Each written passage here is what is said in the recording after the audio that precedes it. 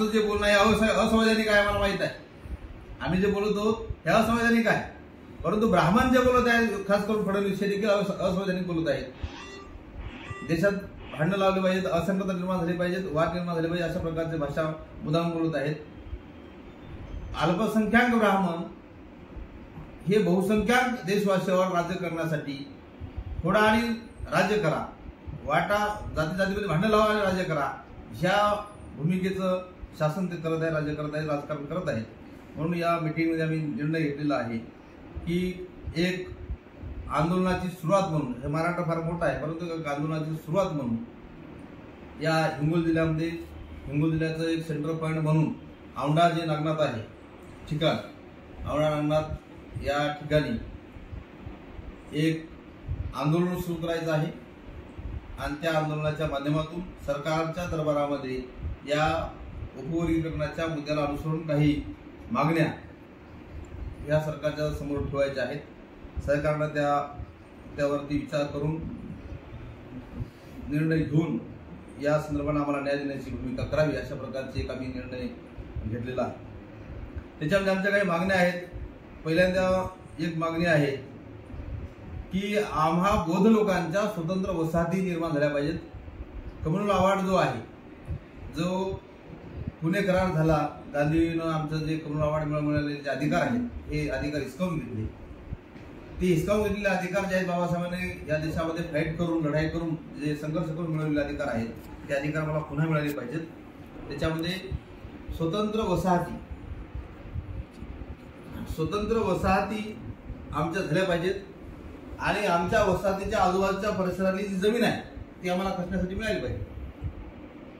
या देशामध्ये आम्हाला न्याय मिळू शकत नाही, हे आम्हाला गेल्या 70 वर्षांमध्ये सिद्ध होत आहे. आम्हाला संवैधानिक अधिकार आहेत, आम्हाला रिझर्वेशन आहे, सगळं असताना देखील त्याची अंमलबजावणी होत नसल्यामुळं आम्हाला आमच्यावर या देशामध्ये अन्याय होत आहे. म्हणून आमची अशी गुन्हा आहे.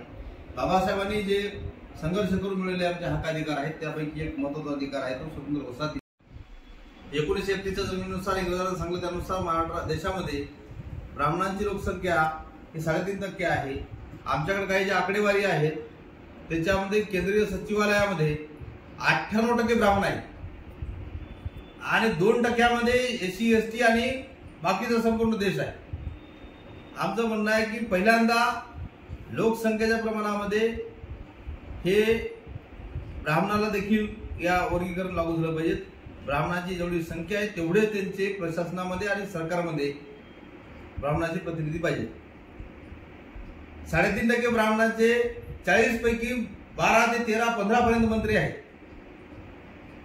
देशाच्या संसदेमध्ये 543 पैकी रिझर्व्ह 130 ज्या जागा आहेत SC आणि ST सोडून बाकीच्या जागेवर मोठ्या प्रमाणामध्ये ब्राह्मण आहेत. ब्राह्मणांची संख्या कमी आहे, परंतु त्यांचे डेलिगेट, त्याचे प्रतिनिधी संसदेमध्ये जास्त आहेत आणि ज्या समूहाचे प्रतिनिधी जाणं गरजेचं आहे त्या ठिकाणी ब्राह्मणांनी कब्जा मारल्यामुळे ते जाऊ शकत नाही. म्हणून आमचं म्हणणं आहे पहिल्यांदा देशामध्ये जर वर्गीकरण लागू करायचं असेल तर ते फक्त ब्राह्मण समाजासाठी पहिल्यांदा लागू केले पाहिजेत, कारण त्या ब्राह्मणाला पहिलं मर्यादित केलं पाहिजे. त्यांनी 50% आरक्षण देशात लागू आहे, आरक्षणाची मर्यादा 50% आहे आणि 50% रानमोकळं आहे.